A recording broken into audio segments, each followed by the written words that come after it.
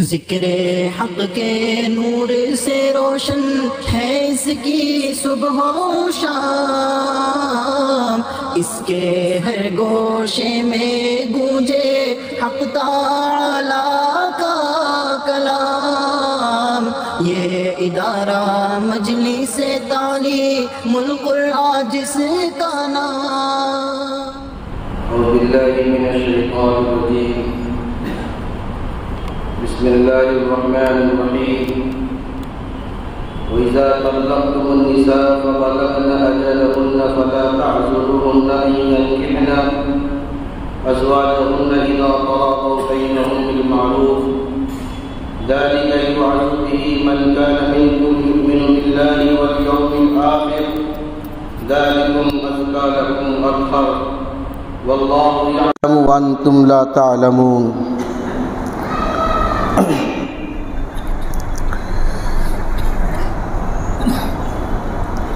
سلسلے وار جو درس چل رہا ہے، دوسرے پارے کا 14واں رکوع ہے۔ ویسے سلسلے وار درس جو ہوتا ہے پورے ایک رکوع کا ایک ساتھ تلاوت کی جاتی ہے، پھر ترجمہ کیا جاتا ہے، لیکن آج میں تھوڑی سی ترتیب کو بدل رہا ہوں کہ ایک آیت کریمہ کے بعد اس کے ترجمے کے اس کے بعد اس کی کچھ وضاحتیں، اس کے بعد دوسری آیت کریمہ۔ اس کے پیچھے مجبوری یہ ہے کہ چونکہ پہلی آیت کریمہ میں طلاق کے مسائل ہیں، پھر دوسری آیت کریمہ میں رضاعت کے مسائل ہیں، پھر تیسری آیت کریمہ میں عدت وغیرہ کے مسائل ہیں، تو اختلاط نہ ہو، ہر چیز واضح طور پہ ہو، اس لیے میں اس مناسبت سے اپنی ناقص رائے کے اعتبار سے اس طرح سے درس کرنے کی کوشش کرتا ہوں۔ اللہ تعالیٰ نے جس آیت کریمہ کی تلاوت کی توفیق عطا فرمائی، اس کا ہماری زبان میں کچھ انداز میں ترجمہ کیا جاتا ہے کہ جب تم لوگ طلاق دے چکو عورتوں کو اور عورتیں پہنچ جائیں اپنی مدت کو یعنی عدت گزار چکے، تو تم لوگ ان کو مجبور نہ کرو، نہ روکو اس بات سے کہ وہ نکاح کرے اپنے انہی خاوند سے، جب ان کی آپس میں اس بات پر رضامندی ہو دستور کے موافق۔ اور یہ نصیحت ان لوگوں کے لیے تم میں سے جو اللہ اور یوم آخرت پہ ایمان رکھتے ہیں، یہ بڑی ستھرائی ہے تمہارے لیے، پاکیزگی بھی ہے، اور اللہ جانتے ہیں اور تم لوگ نہیں جانتے ہو۔ اس آیت کریمہ میں اللہ رب العزت نے جس اہم مضمون کو ذکر کیا ہے، اس مضمون کو سمجھنے سے پہلے ایک چیز آپ کی خدمت میں عرض ہے۔ جیسے کہ اس سے پہلے استاد محترم مولانا محمد مصطفیٰ صاحب نے آپ سے کہا بھی کہ طلاق دنیا کی ایک ایسی واحد حلال چیز ہے کہ جو اپنی ذات کے اعتبار سے حلال تو ضرور ہے، لیکن اللہ کے نزدیک نہایت ناپسندیدہ چیز ہے۔ انسان جو اپنی بیوی کو جدا کرتا ہے، طلاق دیتا ہے، تو اس کے لیے وہ کئی طرح کے الفاظ استعمال کرتا ہے۔ تو شریعت مطہرہ میں کچھ مخصوص الفاظ ایسے ہیں کہ اگر شوہر اپنی بیوی کو ان الفاظ کے ذریعے جدا کرتا ہے جو طلاق کے ہی معنی کے لیے مخصوص کیے گئے ہیں، تو ایسے الفاظ کو اور اس طرح کے الفاظ سے جو طلاق واقع ہوتی ہے اس کو طلاق صریح کہا جاتا ہے۔ اور کچھ الفاظ ایسے ہیں کہ جو کچھ اور بھی دوسرے معنی میں مفہوم میں استعمال ہوتے ہیں، لیکن کبھی کبھار انسان اس کو طلاق کے معنی مفہوم میں بھی استعمال کر لیتا ہے۔ اگر کسی شخص نے اپنی بیوی کو اسی طرح کے الفاظ کے ذریعے سے طلاق دینے کا ارادہ کیا اور اس کو اس طرح کے الفاظ سے مخاطب کیا کہ جو الفاظ طلاق کے معنی میں بھی اور دوسرے معنی مفہوم میں بھی استعمال ہوتے ہیں، اور ایسے الفاظ کے استعمال کرنے کے بعد شوہر نے طلاق کی نیت کی ہے، تو اس الفاظ کو الفاظ کنائی کہتے ہیں، اور اس سے جو طلاق پڑتی ہے طلاق بائن پڑتی ہے۔ تو گویا کہ انسان جو ہے دو طرح کے الفاظ سے اپنی بیوی کو طلاق دیتا ہے، ایک الفاظ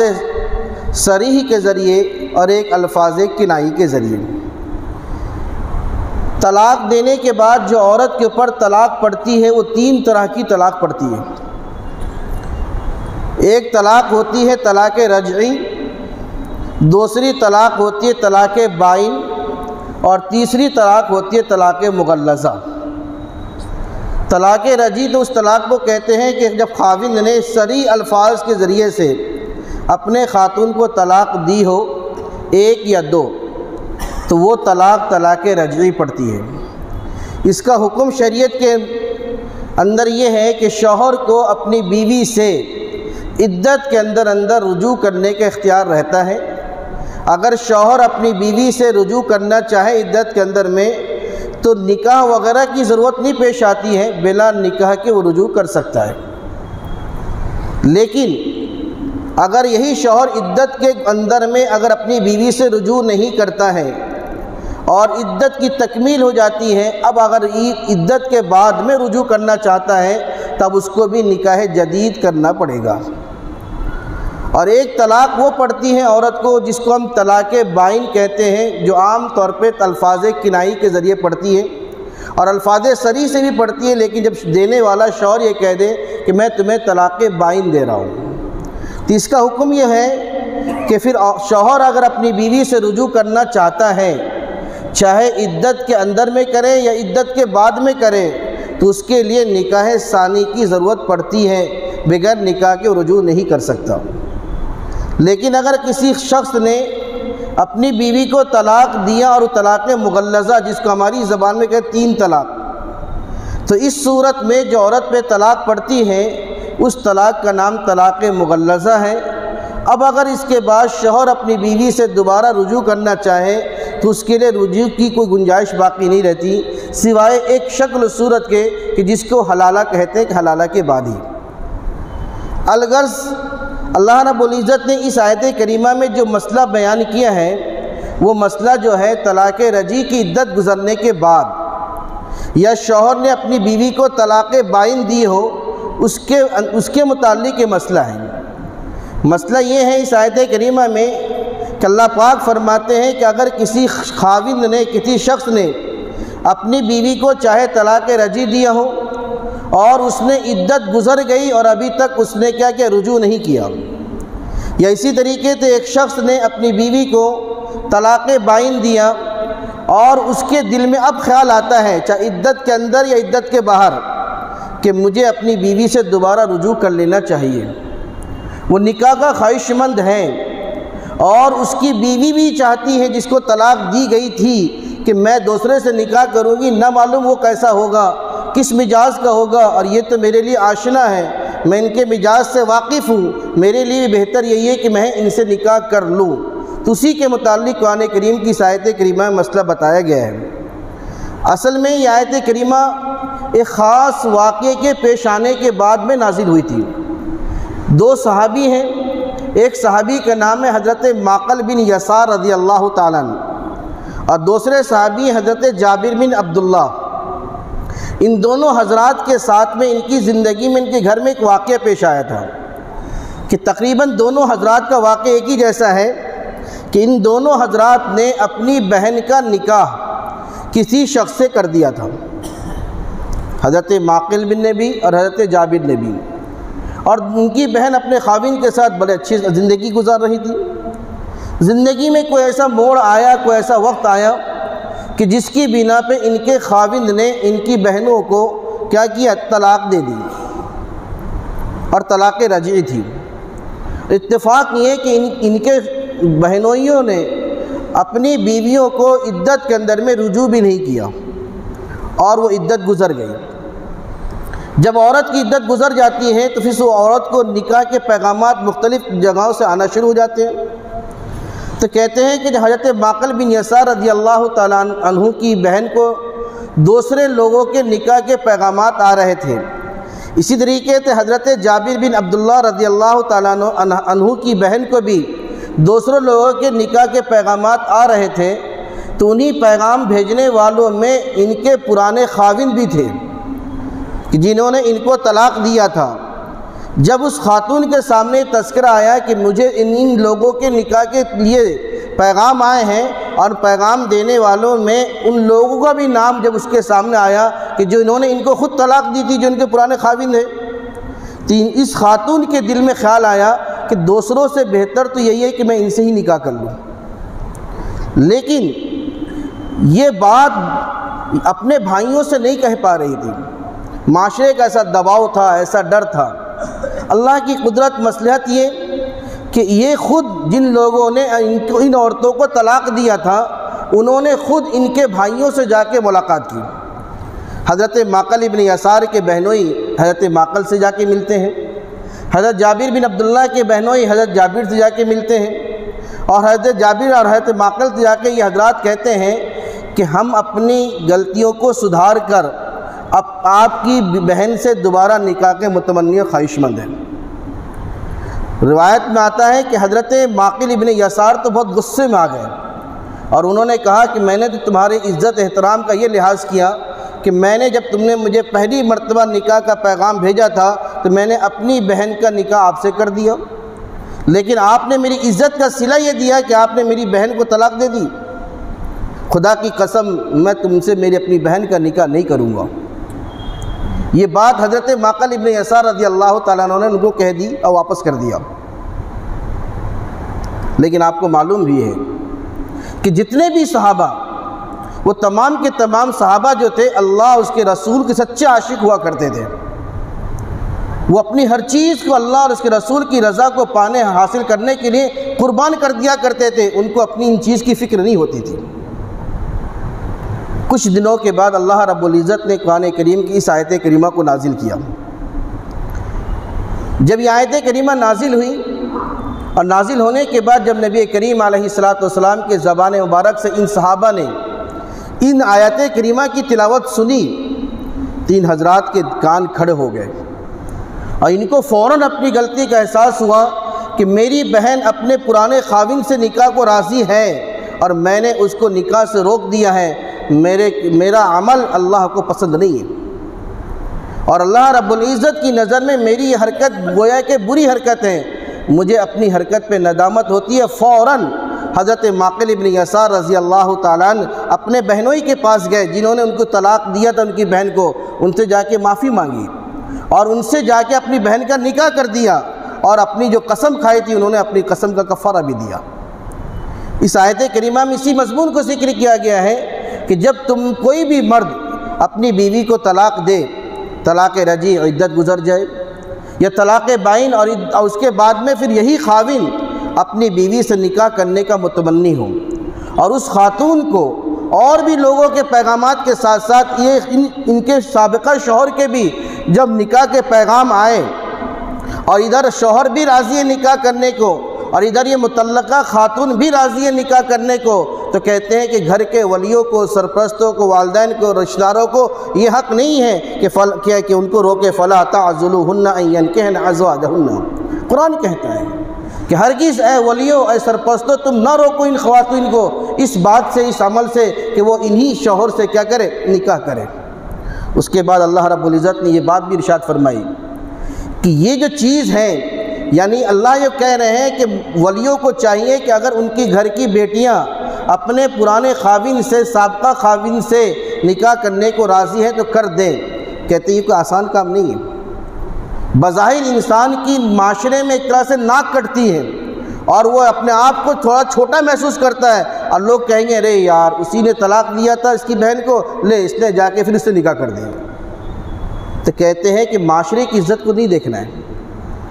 اگر ہمارے کو اللہ رب العزت کے کسی حکم پر عمل کرنے سے،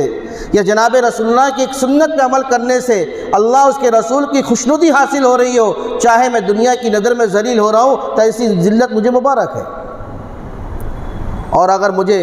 اللہ اس کے رسول کے حکم کے توڑنے کے نتیجے میں اللہ اس کے رسول کی ناراضگی حاصل ہو اور دنیا والوں کی نظر میں مجھے عزت ملے تو ایسی عزت مجھے قبول نہیں۔ صحابہ کا مزاج یہی تھا۔ صحابہ نے اپنی دنیاوی عزت کا خیال نہیں کیا، بلکہ اپنے رب کی رضا کا خیال کرتے ہوئے انہوں نے اپنی قسم کو توڑا، اپنے معاشرے کی باتوں کو توجہ میں نہیں لائے، اور انہوں نے فوراً جا کے اپنی بہنوں کا نکاح کر دیا۔ اللہ فرماتے ہیں کہ میرے احکامات پہ عمل کرنا قرآن کے احکامات پہ عمل کرنا، میرے رسول کی تعلیمات پہ عمل کرنا، یہ معمولی چیز نہیں۔ وہی کر سکتا ہے کہ من کان یؤمن باللہ والیوم الآخر، کہ جس کے دل میں توحید کا نور ہوگا، جس کا ایمان مضبوط اور مستحکم ہوگا، جو اللہ اس کے رسول پہ سچا پکا مومن ہوگا، ایمان رکھنے والا ہوگا، وہی اپنی ہر چیز کو قربان کر کے اللہ کے حکم پہ عمل کرنے کو راضی ہوگا۔ اس کا مطلب یہ بھی نکلتا ہے کہ اگر کوئی شخص اللہ اس کے رسول کے حکم کو معلوم ہونے کے باوجود، اس کے علم میں آنے کے باوجود اگر اللہ اور اس کے رسول کے حکم کی پرواہ نہیں کرتا اور اس کو توڑ دیتا ہے، اس کو کچل دیتا ہے، اس کو چھوڑ دیتا ہے اور کسی اور طرف اپنا رخ اور اپنے عمل کو بنا لیتا ہے، اس کا مطلب یہ کہ اس کے ایمان میں بھی کھوٹ ہے۔ میں تو کھوٹ بہت مختصر لفظ کہہ رہا ہوں، ورنہ تو قرآن کی آیت سے مفہوم ہوتا ہے کہ اس کا ایمان گویا کہ ختم ہو چکا۔ اسے چاہیے کہ توبہ کرے اور دوبارہ اللہ رب العزت کے توحید کے کلمات کو بولے۔ اللہ پاک فرماتے ہیں کہ ایسا کرنے میں ہوا ذالکم ازکا لکم واطہر، کہ اگر تم نے اپنی بہنوں کی، اپنے ماتحتوں عورتوں کی رضامندی کا لحاظ کیا اور جس مرد سے وہ چاہتی ہے نکاح کرنا، اگر تم نے اس سے نکاح کر دیا تو تمہارے لیے بھی بہت بہتری کی بات ہے۔ اور آج ہم معاشرے میں دیکھتے ہیں کہ اگر ہماری بہو بیٹیاں اگر کسی سے نکاح کرنا چاہتی تھی اور ماں باپ نے اس سے نکاح نہیں کیا تو پوری زندگی لڑائی جھگڑے اختلافات کی گزرتی ہے۔ اس لیے ان کی بھی رضامندی کا لحاظ رکھنا چاہیے۔ ہاں، اگر وہ کوئی ایسا اقدام کرے کہ جو شریعت کے اصول کے مطابق نہ ہو، شرعی قاعدے اور ضابطے کے مطابق نہ ہو، تو پھر ماں باپ کو اور ولیوں کو ان پہ ٹانگ اڑانے کی اور ان کو روکنے کا پورا حق بھی حاصل ہے۔ لیکن اگر شریعت کے اصول اور ضابطے کے اندر میں اگر وہ کوئی بات کہتی ہے اور وہ کسی سے نکاح کرنا چاہتی ہے تو ولیوں کو ان سے روکنے کی قطعاً اجازت نہیں ہے۔ اس کے بعد دوسری آیت کریمہ ہے والوالدات یرضعن اولادہن حولین کاملین لمن اراد ان یتم الرضاعہ وعلی المولود لہ رزقہن وکسوتہن بالمعروف لا تکلف نفس الا وسعها لا تضار والدۃ بولدہا ولا مولود له بولده وعلى الوارث مثل ذلك فإن أراد فصالا عن تراض منهما وتشاور فلا جناح عليهما وإن أردتم أن تسترضعوا أولادكم فلا جناح عليكم إذا سلمتم ما آتيتم بالمعروف واتقوا الله واعلموا أن الله بما تعملون بصير۔ اس آیت کریمہ کا آسان کچھ مختصر ترجمہ اس طرح ہوگا، اور مائیں پلائیں اپنے بچوں کو دودھ مکمل 2 سال تک، اور یہ حکم ان لوگوں کے لیے ہے جو چاہتے ہیں کہ مدت رضاعت پوری کریں، اور والد کے اوپر میں ان عورتوں کے دودھ جو اس کی ماں اس کا دودھ پلا رہی ہے اس کے رزق کا انتظام کرنا اور اس کے کپڑے کا انتظام کرنا لازم ہے، دستور کے موافق نہیں مجبور کیا جاتا ہے کسی نفس کو، مگر انہی احکامات جو اس کے وقت ہیں، نہ مجبور کیا جائے، تکلیف دی جائے والدہ کو اس کے بچے کی وجہ سے، اور نہ ہی باپ کو اس کے بیٹے کی وجہ سے، اور وارث پہ بھی اسی طرح کے احکامات ہیں۔ بس اگر دونوں کے دونوں چاہیں دودھ چھوڑنا آپسی رضامندی سے اور آپسی مشورے سے تو کوئی حرج نہیں ہے ماں باپ کے اوپر میں، اور اگر تم چاہتے ہو کہ تم لوگ یہ آپ مشورہ کر کے طے کیا، اگر تم چاہتے ہو کہ تم دودھ پلاؤ بچوں کو کسی اور عورت سے تو کہتے تم پر کوئی حرج نہیں ہے کہ جب تم سپرد کر دو وہی جو وہ معاوضہ جو تم نے کیا ہے کرنے کا پورا صرفہ، پوری ذمہ داری بچے کے والد کے سر پہ ہو جایا کرتی تھی، اور عورتیں سرے سے دودھ ہی نہیں پلاتی تھی۔ گویا کہ وہ اپنے ذمے بچوں کو دودھ پلانا کوئی سمجھتی نہیں تھی کہ میرا کوئی حق ہے۔ لیکن جب اسلام آیا تو اسلام نے ایک پاکیزہ حکم دیا، انہی احکامات میں سے اللہ نے یہ بھی فرمایا کہ جو مائیں ہیں انہی ماؤں پر یہ اخلاقی اور دینی فریضہ ہے کہ اپنے بچوں کو دودھ پلائیں۔ دودھ جو پلانے کی جو مدت ہے شریعت مطہرہ میں جمہور کے نزدیک 2 سال تک ہے، اور بعض روایات مبارکہ کی روشنی میں امام ابو حنیفہ رحمۃ اللہ علیہ کا قول یہ ہے کہ 2.5 سال تک مدت رضاعت ہے۔ اگر کوئی بچہ 2 سال کے اندر اگر کسی خاتون کا دودھ پی لیتا ہے تو اس خاتون کے ساتھ اس کے حرمت رضاعت کے مسائل ثابت ہو جاتے ہیں، اور جس طرح سے سگی ماں کے جو رشتے ہوتے ہیں وہ تمام کے تمام رشتے اس رضائی ماں کے ساتھ ثابت ہو جاتے ہیں، اور دودھ پینے کی وجہ سے وہ تمام رشتے حرام ہو جاتے ہیں جو کہ نسب کی بنیاد پہ حرام ہوا کرتے ہیں۔ مثال کے طور پر ایک بچہ اپنی سگی خالہ سے بڑے ہو کر اپنی سگی بھانجی سے، اپنی بھتیجی سے وہ نکاح نہیں کر سکتا۔ اسی طریقے سے رضائی والدہ جو بنی ہے اس کے متعلق بھی جو اس طرح کے رشتہ دار ہیں، بچے کے اوپر میں بھی وہ سارے احکامات اسی طرح کے نافذ ہوتے ہیں۔ خیر، مجھے ان مسائل کو بیان نہیں کرنا ہے، مجھے صرف یہاں پہ یہ مسئلہ بتانا ہے کہ اگر کوئی بچہ کسی گھر میں پیدا ہوا تو یقینی بات ہے کہ وہ بچہ جس خاتون نے جنم دیا ہے اس خاتون کو اس کے شوہر نے طلاق نہیں دی ہوگی یا دی ہوگی۔ اگر اس خاتون کو اس کے شوہر نے طلاق نہیں دی ہے، یعنی میاں بیوی ابھی ساتھ میں ہے، نکاح الحمدللہ بدستور باقی ہے، اور اسی دوران میں بچے کی ولادت ہوئی ہے، تو اب بچے کو دودھ پلانے کی ذمہ داری صرف اور صرف ماں کی ہے، الا یہ کہ اس عورت کے ساتھ میں کوئی شرعی یا طبی کوئی عذر ایسا لاحق ہو کہ جس کی بنیاد پر دودھ نہیں پلا سکتی۔ مثال کے طور پر اس کے سینے میں کوئی مرض لاحق ہو کہ جس کی وجہ سے ڈاکٹروں نے کہا ہے کہ تم دودھ بچوں کو نہیں پلا سکتی، تب تو وہ مسئلہ الگ ہے۔ لیکن اگر اس طرح کے کوئی عوارض شرعی یا طبی نہ ہو تو بچے کے دودھ پلانے کی ذمہ داری جو ہے وہ ماں کے سر ہے۔ اور جب بچے کی ماں اپنے والد کے نکاحی میں ہے، مطلب میاں بیوی کے درمیان میں کوئی اختلاف نہیں ہوا ہے، تو شوہر کے اوپر میں ویسے بھی عورت کے نان نفقے کی ذمہ داری ہوتی ہے۔ تو دوران رضاعت، یعنی جب عورت جو ہے بچے کو دودھ پلا رہی ہے تو اس دوران میں بھی اس شوہر کی ذمہ داری پہلے کی طرح بدستور باقی ہے کہ اب بھی اس کے نان نفقے کی تمام تر ذمہ داری کو بحسن خوبی نبھاتا رہے۔ اور اس عورت کو یہ حکم ہے کہ وہ عورت جب اپنے شوہر کے نکاح میں ہے، اس کے شوہر نے اس کو طلاق نہیں دیا یا اس نے اپنے شوہر سے خلا نہیں لی ہے، تو وہ اس دودھ پلانے کی اجرت اپنے خاوند سے مانگ نہیں سکتی، اس کے لیے خاوند سے اجرت کا مانگنا حرام ہے۔ اور یہ خاتون جو اپنے اس لخت جگر کو جو دودھ پلائے گی، یہ 2 سال مکمل دودھ پلا سکتی ہے۔ فقہا کہتے ہیں کہ اگر کسی وجہ سے بچہ نہایت کمزور ہو کہ جسمانی اعتبار سے ڈاکٹروں کی تشخیص کے اعتبار سے یہ ہے کہ اس بچے کو 2 سال کے بعد بھی 2-3 مہینے مزید دودھ پلائے جائیں، تو کہتے ہیں کہ مزید 6 مہینے اور دودھ پلا سکتی ہے، اس میں کوئی مذائقہ نہیں۔ لیکن اگر بچہ جب 2.5 سال کا ہو جائے، یعنی 30 مہینے کا ہو جائے، تو اس کے بعد لازمی دودھ چھڑا دیا جائے گا۔ اب اگر اس کو غذا کی ضرورت پڑے گی تو ماں کے دودھ نہیں دیے جائیں گے، بلکہ اور بھی دودھ کا انتظام کیا جا سکتا ہے۔ 2.5 سال کے بعد میں دودھ پلانا ماں کے اوپر میں حرام ہو جاتا ہے۔ اب وہ 2.5 سال کے بعد بچے کو دودھ نہیں پلا سکتی۔ اگر کوئی خاتون کسی بھی بچے کو، چاہے کوئی بھی بچہ ہو، اگر وہ 2.5 سال کی عمر کو کراس کر چکا ہے، اس سے بڑا ہو چکا ہے، اگر اس کو دودھ پلاتی ہے تو حرمت رضاعت بھی ثابت نہیں ہوں گے۔ حرمت رضاعت کے ثابت ہونے کے لیے بھی بنیادی شرط میں سے ایک شرط یہ ہے کہ بچے کی عمر جو ہو 2.5 سال کے اندر ہونی چاہیے۔ لیکن بالفرض محال اگر کبھی ایسی نوبت آ جائے کہ کوئی عورت حاملہ تھی اور اسی کے حمل کے دوران میں اس کے خاوند نے اس کو طلاق دے دی، یا اسی حمل کے دوران وہ عورت اتنی مجبور ہوئی کہ اس نے خلا لے لیا،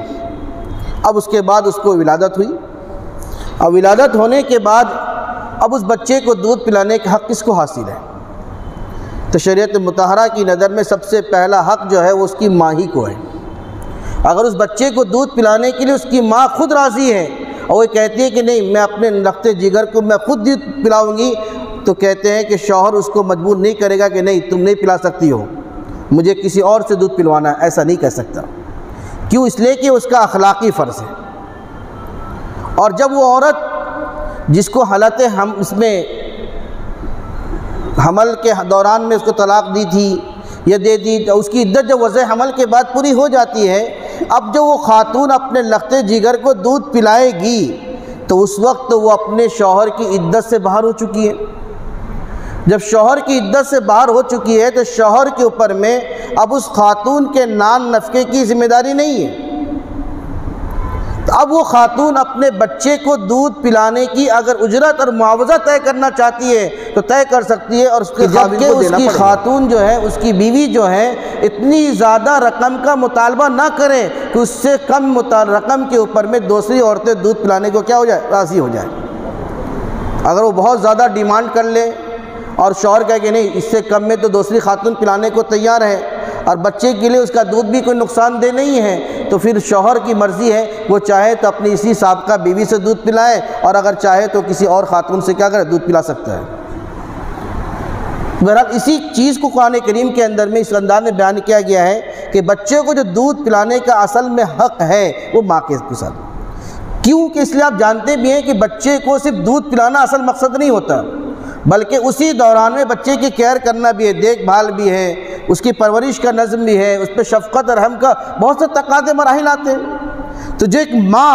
جتنی شفقتوں کے ساتھ اپنے لخت جگر کو پال سکتی ہے، سنبھال سکتی ہے، دنیا کی کوئی خاتون اتنی پیار ممتا اپنے بچوں پہ نہیں دے سکتی ہے۔ اس کے بعد میں آپ جانتے بھی ہیں کہ اگر کسی مرد نے اپنے بچے کو دودھ پلانے کے لیے اپنی بیوی کو نہیں بلکہ کسی اور خاتون کو دیا ہے، دوسری دائیہ کو دیا ہے، تو دوسری دائیوں کے نان نفقے کی ذمہ داری اس بچے کے باپ پہ نہیں ہے، بلکہ اس بچے کے باپ پر صرف اجرت ہے، جو اجرت طے ہو جائے گی دودھ پلانے سے پہلے۔ یہاں پہ جو کہا گیا ہے وَعَلَى الْمَوْلُودِ لَهُ رِزْقُهُنَّ وَكِسْوَتُهُنَّ بِالْمَعْرُوفِ، یہ ماں کے بارے میں ہے، صرف عام دائیوں کے بارے میں نہیں ہے، کہ جو بچے کو جو خاتون دودھ پلا رہی ہے اس دودھ پلانے والی عورت کے نان نفقے اور کپڑے کی ذمہ داری بچے کے باپ پر ہے۔ اس کا مطلب کب ہے؟ جبکہ بچے کی ماں کو اس کے باپ نے طلاق نہ دیا ہو۔ بچے کے باپ نے اگر بچے کے باپ نے طلاق دے چکا ہے، عورت عدت پوری کر کے نکل چکی ہے، تب کہتے ہیں کہ اب اس اور مرد کے اوپر میں اس دودھ پلانے والی خاتون کا نان نفقے کی ذمہ داری کچھ نہیں ہے سوائے اس رقم کے، اس معاوضے کے جو آپس میں کیا ہوا ہے، طے ہوا ہے۔ اسی طریقے سے اس آیت کریمہ میں ایک چیز اور بھی بتائی گئی کہ وَلَا تُضَارَ وَالِدَةٌ بِوَلَدِهَا وَلَا مَوْلُودٌ لَهُ بِوَلَدٍ، کہ اگر مان لیجئے بفرض محال کسی خاتون کو کوئی عذر ہو، کوئی پریشانی ہو، کوئی ایسی حالت ہو کہ جس کی بنا پہ وہ بیچاری اپنے بچے کو دودھ نہیں پلا سکتی، جیسے میں نے بتایا کہ کوئی بیماری لاحق ہو، جس کی بنا پہ وہ عورت کہتی ہے کہ میں بچے کو دودھ پلانے نہیں سکتی، میں دودھ نہیں پلاؤں گی، تو کہتے ہیں کہ اس کا شوہر جو ہے یا اس کے اقربا جو ہے اس خاتون کو مجبور نہیں کر سکتے ہیں کہ نہیں تجھے ہی دودھ پلانا پڑے گا، مجبور نہیں کر سکتے، اس کے لیے آپ کو دوسرا بدل تلاش کرنا پڑے گا۔ اسی طریقے سے اللہ نے فرمایا وَلَا مَوْلُودٌ لَهُ بِوَلَدٍ، کہ اگر کبھی بچے کی ماں یہ کہتی ہے کہ نہیں میں ہی دودھ پلاؤں گی اور میں ہی اتنی رقم لوں گی، آپ اس بچے کو کسی اور سے دودھ نہیں پلا سکتے ہیں، کہتے ہیں عورت بھی ایسے بلیک میل نہیں کر سکتی اپنے شوہر کو۔ دونوں طرف کے احکامات ہیں اور اس کے اندر میں دونوں کے لیے سہولت ہے، لیکن اگر کبھی ایک تیسری شکل بنتی ہے کہ اگر عورت کہے میں دودھ نہیں پلاؤں گی اور شوہر کہے کہ ٹھیک ہے آپ کے ساتھ کوئی عذر ہے اور آپ کے ساتھ میں عوارضات لاحق ہیں اور آپ دودھ نہیں پلاتے ہیں، تو یہ لوگ آپسی رضامندی کے ساتھ اگر کسی اور سے دودھ پلوانا چاہیں تو کہتے پلا سکتے، فلا جناح علیکم، کہتے تم پہ کوئی حرج نہیں ہے۔ اور اس کے اندر ایک چیز اور بھی اللہ نے بتائی کہ ویسے بچے کو دودھ 2 سال پلایا جائے، لیکن الحمدللہ کبھی کبھی بچہ جو ہے نا 1.5 سال کے اندر میں بھی اچھا خاصا ہو جاتا ہے اور وہ باہر کی چیزیں غذائیں وغیرہ کھانا شروع کر دیتا ہے، اور ماں باپ کو یہ محسوس ہو کہ اب اس کو دودھ کی اتنی خاص ضرورت نہیں ہے اور یہ باہری غذا سے اس کا الحمدللہ گزر بسر ہو جائے گا، اور آپسی مشورے سے یہ بات طے ہو جائے کہ ہم کو 2 سال پورا ہونے سے پہلے ہی اس کا دودھ چھڑا دینا ہے، تو کہتے چھڑا سکتے، اس میں کوئی مذاقہ نہیں ہے۔ اسی کو اللہ نے فرمایا کہ فَإِنْ أَرَادَ فِصَالًا عَنْ تَرَاضٍ مِّنْهُمَا وَتَشَاوُرٍ فَلَا جُنَاحَ عَلَيْهِمَا، کہ اگر دودھ چھڑانے پر دونوں کے دونوں یعنی بچے کے والد اور بچے کے والدہ دونوں راضی ہو جائیں کہ دودھ چھڑا دیا جائے، ابھی 2 سال حالانکہ پورا نہیں ہوا ہے، تو کہتے اس میں کوئی مذائقہ نہیں ہے، دونوں چھڑا سکتے ہیں۔ لیکن اللہ نے ہر ایک موقع پر اس بات کی یاد دہانی کرائی ہے کہ واتقوا اللہ واعلموا ان اللہ بما تعملون بصیر، کہ بچوں کے آنے کے بعد تم اس قدر خوش مت ہو جانا کہ تم اللہ کی ہی تمام حدود کو بھول جاؤ۔ بہت سے لوگ ہوتے ہیں معاشرے کے اندر کہ جب بچہ ان کو اللہ پاک دے دیتا ہے تو پھر وہ عورتوں پہ طرح طرح کے مظالم ڈھانا شروع کر دیتے ہیں۔ تو اللہ پاک کہہ رہے ہیں کہ ایسا نہیں ہونا چاہیے، واتقوا اللہ، اللہ سے ڈرتے رہنا چاہیے۔ جس خدا نے اپنی قدرت سے تم پر دیا کر کے رحم کر کے تمہیں ایک بچے کا باپ بنایا ہے، وہ خدا اس بات پہ قادر ہے کہ بچے کو موت دے کے تم کو محروم بھی کر سکتا ہے۔ پھر کس پہ اتراؤ گے؟ یہ اولاد جو ہے، ہم اور آپ جو ہیں، یہ اللہ کی ایک امانت ہے، اور صاحب مال کو، صاحب امانت کو ایک کلی اختیار ہوتا ہے کہ جب چاہے، جس وقت چاہے اپنی امانت کو واپس لے سکتا ہے۔ اس لیے مومنوں کو یہ حکم ہے کہ اگر ہمارے گھر میں چاہے حادثے پہ حادثے کیوں نہ ہو، انتقال پہ انتقال مسلسل کیوں نہ ہوتا جائے، لیکن ہمیں اللہ کے فیصلے پہ راضی رہنا ہے۔ ہماری زبان پہ شکوے کے کلمات نہیں آنا چاہیے۔ اگر نعوذ باللہ اگر ہم نے ایسا کہہ دیا کہ بس اللہ کو میرا ہی گھر ملا تھا کہ ایک کے بعد ایک موت ہو رہی ہے، تو ہمیں اپنے ایمان کا جائزہ لینا چاہیے۔ یہ اللہ کی امانت ہے۔ رضیت باللہ ربا وبالاسلام دینا وبمحمد نبیا، ہم بولتے بھی ہیں، پڑھتے بھی، ہمارا یقین ہونا چاہیے۔ یہ تو خدا کا احسان ہے، اللہ کا شکر ہے کہ اللہ نے ہمیں اولاد کی نعمت سے نوازا بھی ہے، ورنہ دنیا میں ایسے کتنے جوڑے ہیں کہ جو اولاد کے لیے نہ معلوم کیا کیا کوششیں کرتے ہیں، لاکھوں روپے خرچ کر دیے ہیں، لیکن اللہ نے ان کو اولاد سے محروم رکھا ہے۔ اس لیے میرے بھائیو، اللہ رب العزت کی حدود کا ہمیشہ پاس و لحاظ رکھنا چاہیے۔ ہم شوہر ہونے کے باوجود یہ نہ سمجھیں کہ میں حاکم بن گیا ہوں اور عورت پہ ظلم و تشدد کا کیا کرتے رہے، پہاڑ توڑتے رہے۔ اور عورتوں کو بھی اس بات کا خیال رکھنا چاہیے کہ میرے سرتاج، میرے خاوند کا جو مقام ہے دنیا میں، وہ مقام کسی اور کا نہیں ہو سکتا۔ نہیں تو عام طور پہ آج کل کی عورتوں کا یہ حال ہوتا ہے کہ جب تھوڑی سی انبن ہوتی ہے تو میکے پہ اتنا اتراتی ہے کہ شوہر کو گردانتی نہیں، شمار نہیں کرتی ہے۔ جبکہ ایک روایت میں آتا ہے کہ ایک اللہ کے نبی کے زمانے میں ایک صحابی اپنی بیوی سے یہ کہہ کے روانہ ہو، کہیں سفر میں گئے کہ جب تک میں نہ آ جاؤں یا میں نہ کہوں آپ اپنے گھر سے کہیں نہیں جانا۔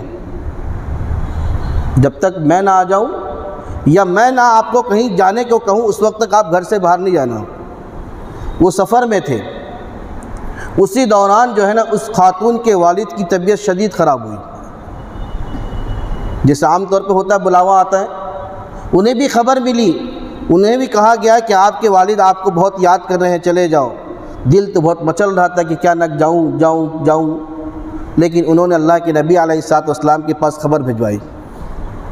کہ اللہ کے رسول، میرے خاوند موجود نہیں ہیں، اور میرے خاوند نے مجھے یہ بات کہہ کے گئی ہے کہ جب تک میں نہ آ جاؤں یا میں آپ کو اجازت نہ دوں، آپ گھر کے باہر نہ جانا۔ اب میرے والد کی شدید طبیعت خراب ہے، کیا میں جاؤں؟ اللہ کے نبی نے کہا نہیں۔ کچھ دن اور گزر گئے سی،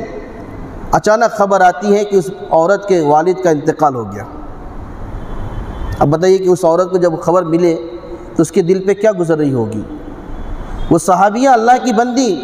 اپنے دل کو سنبھال کر بیٹھی رہی، گھر کے باہر قدم نہیں نکالی، بلکہ انہوں نے جناب رسول اللہ صلی اللہ علیہ وسلم کے پاس اپنی فریاد کو پیش کیا،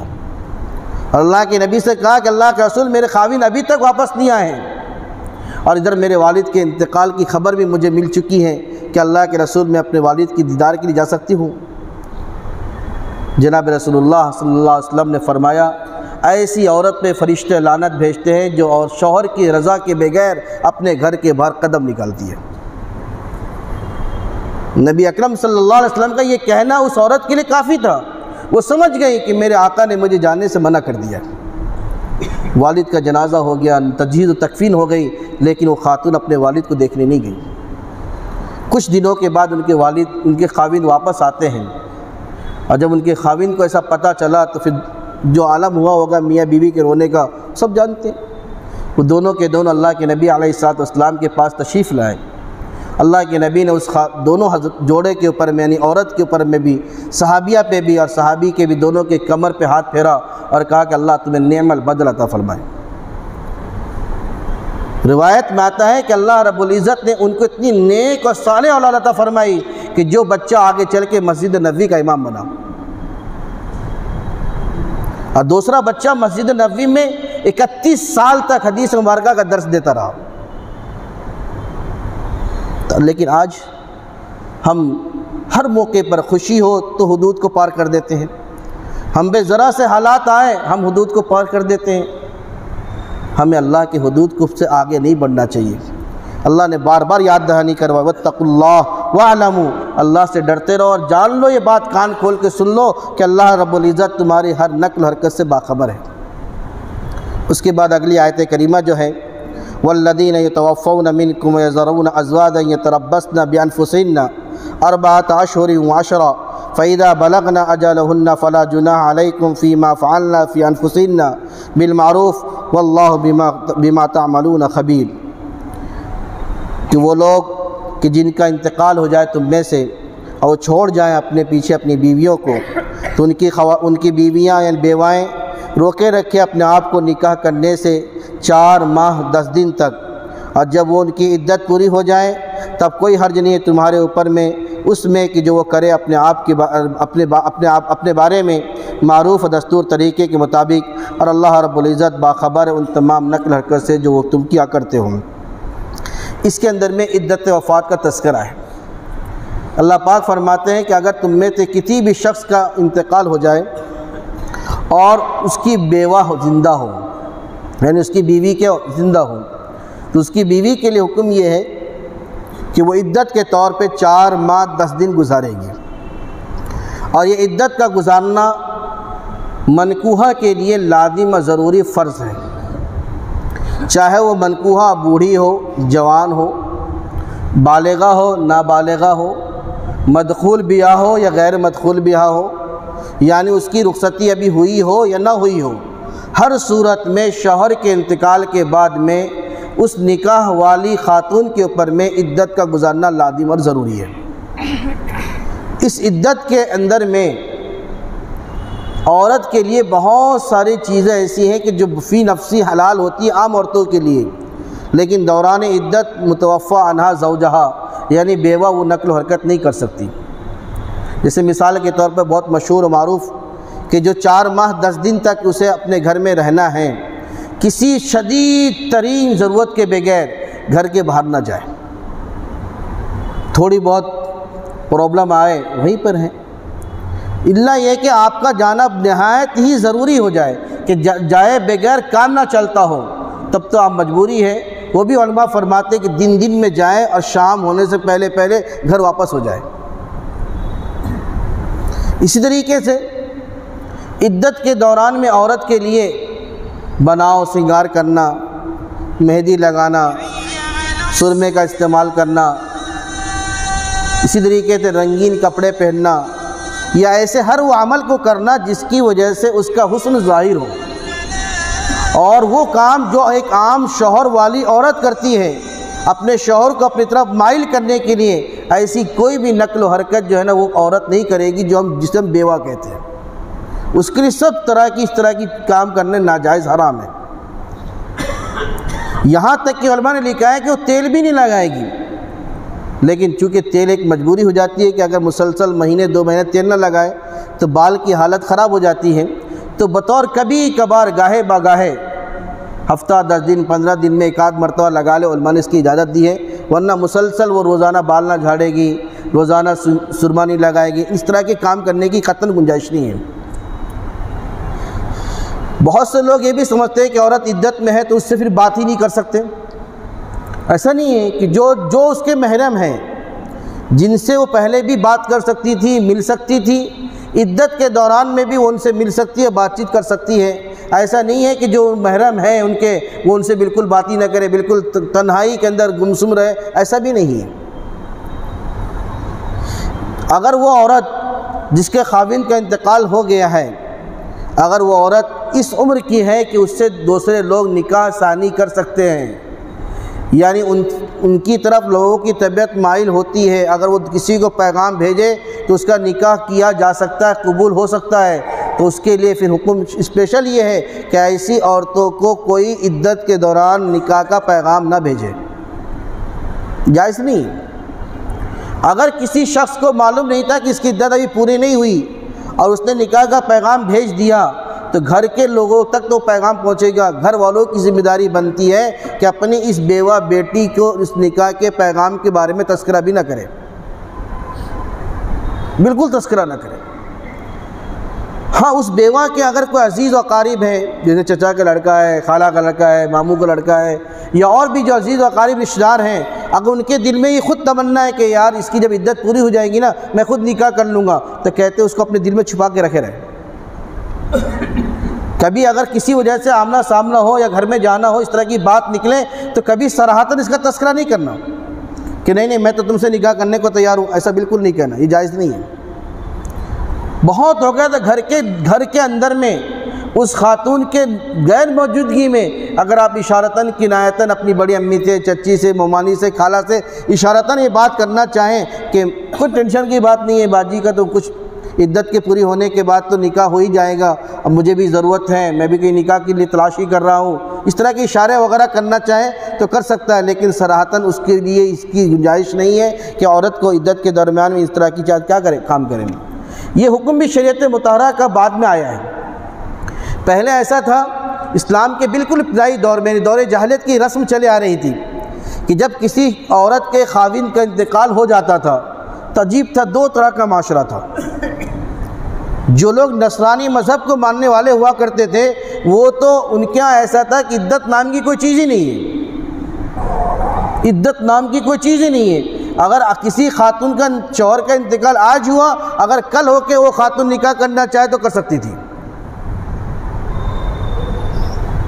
تو شریعت مطہرہ نے اس آیت کریمہ کو نازل کر کے نصارہ کی اس عقیدے کی بھی تردید کر دی کہ عورت جس کے خاوند کا انتقال ہوا ہے وہ فوراً نکاح کرنا چاہے تو نہیں کر سکتی ہے، بلکہ لازمی 4 ماہ 10 دن تک عدت گزارنی ہی پڑے گی۔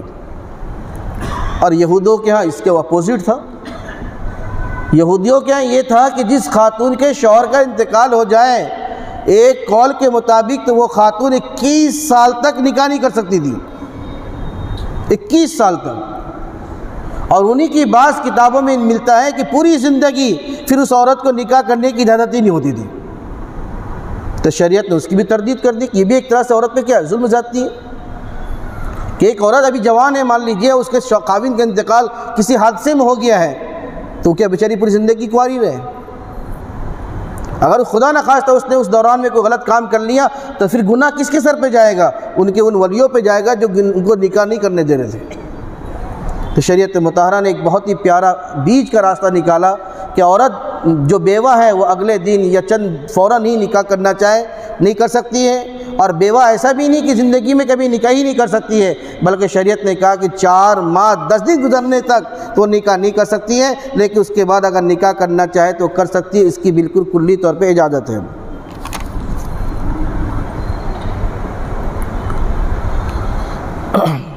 اس کے بعد اللہ رب العزت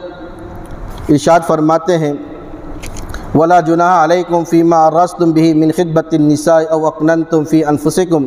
عَلِمَ اللَّهُ أَنَّكُمْ سَتَذْكُرُونَهُنَّ وَلَكِنْ لَا تُوعِدُوهُنَّ سِرًّا إِلَّا أَن تَقُولُوا قَوْلًا مَعْرُوفًا وَلَا تَعْزِمُوا عُقْدَةَ النِّكَاحِ حَتَّى يَبْلُغَ الْكِتَابُ أَجَلَهُ وَاعْلَمُوا أَنَّ اللَّهَ يَعْلَمُ مَا فِي أَنفُسِكُمْ فَاحْذَرُوهُ وَاعْلَمُوا أَنَّ اللَّهَ غَفُورٌ حَلِيمٌ۔ اور کوئی حرج نہیں ہے تم پر اس میں کہ تم ان کے سامنے خطبہ نکاح سے مراد ہوتا ہے پیغام نکاح، کہ تم ان خواتین کے سامنے پیغام نکاح اشارے میں کرو، یا یہ کہ تم اسے چھپائے رکھو اپنے دل میں۔ اللہ جانتا ہے اس بات کو کہ تم عنقریب ضرور بھی ضرور ان خواتین کا تذکرہ کرو گے، لیکن یاد رکھنا کہ تم ان سے چپکے سے وعدہ نہ کر لو کہ تم ہی ان سے نکاح کرو گے،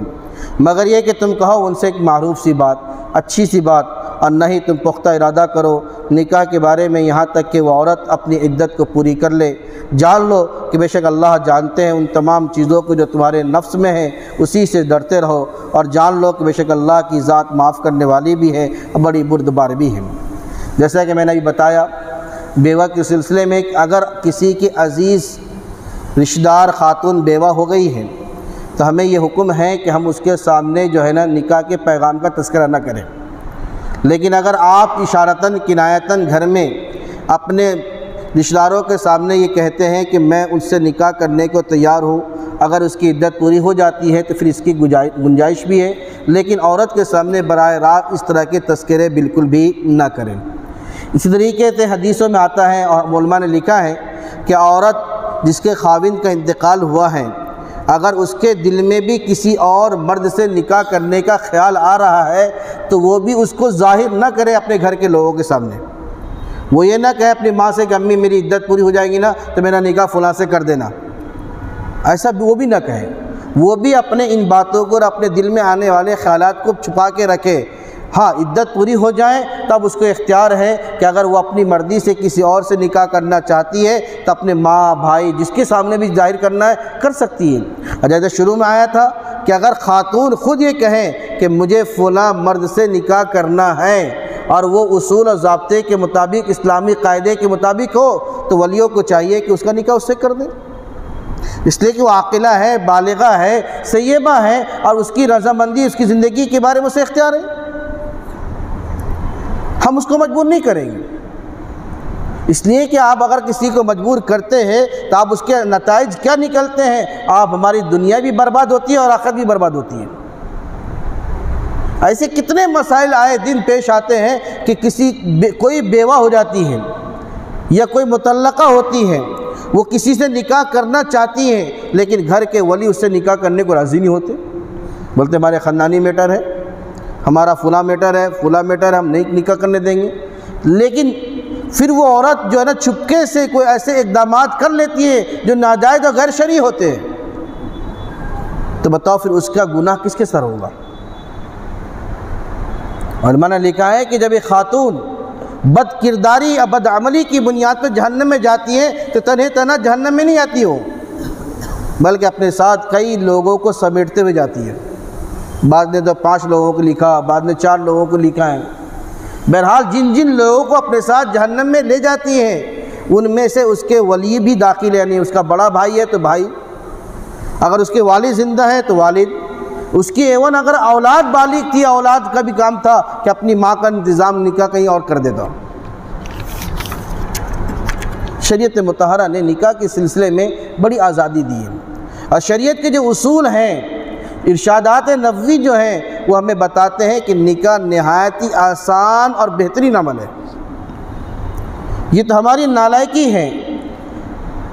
کہ ہم جو نکاح جیسی عظیم اور آسان ترین نعمت کو ہم نے سب سے مشکل اور سب سے زیادہ فساد کی چیز بنا لی ہے۔ جب تک یہ امت اس طریقے کو اختیار نہیں کرے گی جو میرے آقا جناب محمد رسول اللہ صلی اللہ علیہ وسلم نے بتائے ہیں اور میرے رب نے اپنی مقدس کتاب میں ارشاد فرمایا ہے، اس وقت اس قوم کی عزت کا سوال ہی پیدا نہیں ہوتا، اس کی ہدایت ممکن ہی نہیں ہے۔ آج ہم اپنے حالات پہ نظر ڈال کے دیکھیں، دنیاوی معاملات ہو یا اخروی معاملات ہو، آج ہم اپنے ملک کے اندر دیکھیں یا بیرون ملک دیکھیں، مسلمانوں پہ جو حالات اور مصائب ہیں اس کے سینکڑوں وجوہات ہو سکتی ہیں، کوئی شک نہیں، بہت ساری وجوہات ہیں، لیکن اس میں سے ایک اہم ترین وجہ یہ ہے کہ آج امت نے اللہ کی کتاب کو چھوڑ دیا ہے۔ قرآن مقدس کو چھوڑ کر کوئی بھی شخص انفرادی طور پر یا کوئی بھی قوم اجتماعی طور پر اگر ہدایت پانا چاہے تو پا نہیں سکتی، اللہ کا مقرب بننا چاہے تو نہیں بن سکتی، عزت حاصل کرنا چاہے تو نہیں حاصل کر سکتی ہے، اس لیے کہ جو اس کتاب جس نے اتاری ہے، جو اس کتاب کے مالک ہیں، جو ہمارے اور آپ کے خالق ہیں، اسی کے اختیار میں عزت بھی ہے، اسی کے ہاتھ میں ذلت بھی ہے، اور ایسا ممکن ہو ہی نہیں سکتا کہ کوئی قوم اس قرآن مقدس کو پوری طرح سے اپنی زندگی میں اتار لے اور اللہ اس کو عزتوں سے نہ نوازے، ایسا نہیں ہو سکتا۔ ایسا ہوا ہے اور ایسا ہوگا کہ جب انسان اس کتاب مقدس پر 100% عمل کرے گا اور اس کے ایک ایک حرف پر عمل یقین رکھے گا، اللہ تعالیٰ اس کے پاس اسباب نہ بھی ہوں گے تو بھی اس کو دنیا کا خلیفہ بنا دے گا۔ اور ہمارے پاس 1000 طرح کے اسباب موجود کیوں نہ ہوں، 1000 طرح کے وسائل موجود کیوں نہ ہو، آپ دنیاوی اعتبار سے کتنی ہی زیادہ ترقی کیوں نہ حاصل کر لیں، لیکن اس کی کوئی گارنٹی نہیں ہے کہ اللہ کی کتاب کو چھوڑ کر تم کو عزت مل جائے۔ اس کا کوئی سوال ہی پیدا نہیں ہوتا۔ اگر ہم کسی چیز کو عزت تصور کرتے ہیں، خدا کی قسم وہ عزت نہیں بلکہ ایک دھوکے کی چیز ہے۔ عزت اگر ہے تو اللہ کی اطاعت میں ہے، جناب رسول اللہ صلی اللہ علیہ وسلم کے دین پر عمل کرنے میں ہے۔ قرآن کریم کی بے شمار آیت کریمہ، ایک نہیں دو نہیں، سینکڑوں آیت کریمہ اس بات کو بولتی ہے، بتاتی ہے کہ اے انسانیت، تمہارے لیے جناب محمد رسول اللہ صلی اللہ علیہ وسلم کی اتباع بھی ضروری ہے اور جناب رسول اللہ کی اطاعت بھی ضروری ہے۔ دونوں کام کرنے ہیں۔ اور عجیب بات ہے کہ ہم نے جناب رسول اللہ کی اطاعت بھی چھوڑ دی اور ہم نے اللہ کے نبی کی اتباع بھی چھوڑ دی ہے۔ پھر ہم ترقی کو تلاش کر رہے ہیں، عزت تلاش کر رہے ہیں، پھر ہم سوچتے ہیں کہ میری نماز قبول ہو جائے، میرے روزے قبول ہو جائیں، میری عبادات قبول ہو جائے۔ خدا کی قسم، سجدے میں آپ سر لگڑ کے مر جائیں گے اتباع نبی کے بغیر، اور اطاعت نبی کے بغیر آپ کا ایک سجدہ قبول ہونے والا نہیں۔ اس لیے کہ عبادت کی قبولیت کی شرط ہی یہی ہے کہ وہی عبادت قبول ہوگی کہ جس عبادت کے کرنے والے کے کرنے کا جو طریقہ ہے وہ منہج نبوت پہ ہو۔ آپ صلی اللہ علیہ وسلم نے جو طریقے بتائے ہیں، جو اصول بتائے ہیں، جو اعمال کے کرنے کے نہج بتائے ہیں، ہمارا عمل اس نہج پر ہوگا تو ہی وہ چیز اللہ کے نزدیک قبول ہو سکتی ہے، ورنہ وہ چاہے کتنا پیارا کام کیوں نہ ہو، وہ قبولیت کے قابل نہیں ہے۔ اس لیے میرے بھائیوں، قرآن مقدس نے ہمیں صرف عبادات کرنا نہیں سکھایا ہے، بلکہ عبادات کے ساتھ ساتھ ہمیں معاشرتی زندگی کیسے گزارنی ہے، ہمارے گھریلو زندگی کیسے ہونے ہیں، ایک میاں بیوی کے کیا حقوق ہیں، ایک والدین پہ اولاد کے کیا حقوق ہیں، والدین کے ساتھ ساتھ میں بڑوں کے کیا حقوق ہیں، پورے خاندان کے کیا حقوق ہیں، چھوٹوں کے اوپر میں بڑوں کے کیا حق ہیں، اولاد کے اوپر میں ماں باپ کے کیا حقوق ہیں، ان تمام چیزوں کو قرآن مقدس نے بیان کیا ہے۔ دنیا کی تمام کتابوں کو چھوڑ کر اگر انسان صرف قرآن مقدس کا میں غرق ہو جائے، ڈوب جائے، غوطہ لگا لے، خدا کی قسم آپ کو تمام علوم سے مستغنی کر دے گی یہ کتاب۔ یہ بات میں نہیں بلکہ ایک بہت بڑے عرب کے شاعر نے یہ بات کہی تھی، جمیع العلوم فی القرآن لیکن تقاصرت افہام الرجال۔ دنیا کے تمام علوم و فنون اللہ کی اس کتاب میں پوشیدہ ہے، بس ہماری عقلیں اس کو سمجھنے سے قاصر ہے۔ آپ عبادات کا طریقہ تلاش کیجئے، قرآن جواب دے گا۔ آپ کو کاروبار کیسا کرنا ہے، قرآن بتائے گا۔ آپ کو نکاح کیسا کرنا ہے، قرآن بتائے گا۔ اگر نکاح کے بعد کی زندگی اگر تمہاری آپ سے اچھے سے نہیں گزر رہی ہے، نہ اتفاقی ہو رہی ہے، اب آگے چلنے کی کوئی سبیل اور راستہ باقی نہیں رہتا ہے، تو کس طرح سے جدا ہونا ہے، تمہارے میاں بیوی کے درمیان میں تفریق کی کیا شکل ہوگی، اس جدائیگی کا کیا طریقہ ہوگا، یہ قرآن کریم تمہاری رہنمائی کرتا ہے۔ اگر کسی خاتون کو اس کے شوہر نے طلاق دے دی ہو تو وہ کیسے زندگی گزارے گی، اس کے احکامات ہیں۔ کسی خاتون کے پاس بچہ اللہ نے دیا ہے تو اس خاتون پہ بچے کے کیا احکامات ہیں، ابھی قرآن کریم کی آیت کریمہ بتاتی ہے۔ الغرض یہ کہ میرے بھائیوں کی قرآن کریم کو ہم اپنی زندگی کا ایک لازمی حصہ بنا لیں۔ قرآن کریم ہمیں عزت بھی دے گی دنیا میں بھی اور آخرت میں بھی، اور سب سے بڑا فائدہ یہ ہوگا کہ اگر ہمیں قرآن کریم سے محبت ہو جائے گی تو حدیث مبارکہ کی روشنی سے بات معلوم ہوتی ہے کہ وہ شخص جہنم میں نہیں جا سکتا کہ جس کے دل میں اللہ کی کتاب کی محبت ہوگی۔ روایت میں آتا ہے کہ اگر ایک انسان اپنے بدعمالیوں کی بنیاد پر جہنم میں جانے کا مستحق بن چکا ہوگا، لیکن اگر اس کے دل میں اس کتاب کی عظمت و محبت ہوگی، کل قیامت میں اللہ کے سامنے کتاب اللہ شفارتی بن کے کھڑا ہو جائے گا، اور یہ کتاب اللہ کہے گی، اے اللہ تجھے تیرے کلام ہونے کا واسطہ ہے کہ اس بندے کو مجھ سے محبت تھی، تجھے تیری محبت کا واسطہ، تجھے تیرے کلام ہونے کا واسطہ کہ تو اس بندے کو معاف کر دے، بخش دے۔ اللہ پاک جناب رسول اللہ صلی اللہ علیہ وسلم نے فرمایا کہ جب کلام اللہ کسی بندے کے حق میں شفارتی بن کے کھڑی ہوگی نا تو کہتے عرش الہی کانپنے لگے گا، رحمت الہی جوش میں آ جائے گی، اور اللہ پاک پھر اس فرشتوں سے کہیں گے جاؤ اس بندے کو معاف کر دو اور جنت کے اعلیٰ درجے میں داخل کر دو۔ سوچئے، یہ ہے وہ چیز میرے دوستوں۔ اللہ تعالیٰ سے دعا کرے کہ اللہ تعالیٰ مجھے بھی اور آپ کو بھی اس کتاب کی عظمت و محبت پیدا فرمائے، اور اس کتاب کے اندر جو احکامات بیان کیے گئے ہیں اس کے مطابق زندگی گزارنے کی توفیق عطا فرمائے۔ اللہم صلی علی محمد وعلی آل محمد کما صلیت علی ابراہیم وعلی آل ابراہیم انک حمید مجید۔ اللہم بارک علی محمد وعلی آل محمد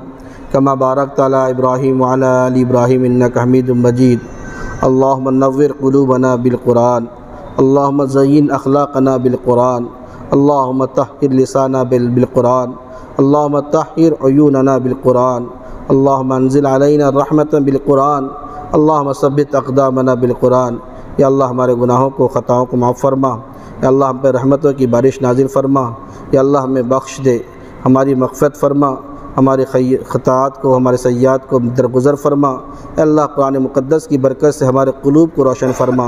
اے اللہ قرآن کی برکت سے ہمارے دلوں کو پاک صاف فرما، اے اللہ قرآن کی برکت سے ہماری زندگیوں میں اور ہمارے عمل میں برکت پیدا فرما، اے اللہ قرآن کی برکت سے اے اللہ ہماری زندگی کی ہر مصیبتوں کو دور فرما، ہمارے بیماروں کو شفا عطا فرما، ہمارے پریشان حالوں کی پریشانیوں کو دور فرما، اے اللہ ہماری زندگیوں میں برکت پیدا فرما، اور اے اللہ قرآن کی برکت سے اے اللہ ہماری زندگی میں خیر کے فیصلے فرما، اے اللہ جب تک زندگی دے اور اللہ ہمیں زندہ رکھ، اسلام پہ قائم دائم رکھ، اے اللہ جب موت کا وقت آئے ہماری زبان پہ کلمہ شہادت ہو، اے اللہ ہماری دعاؤں کو اپنے فضل و کرم سے قبول فرما۔ جزا اللہ عنا محمدا ما هو اهله سبحان ربک رب العزت عما یصفون وسلام علی المرسلین والحمد للہ رب العالمین۔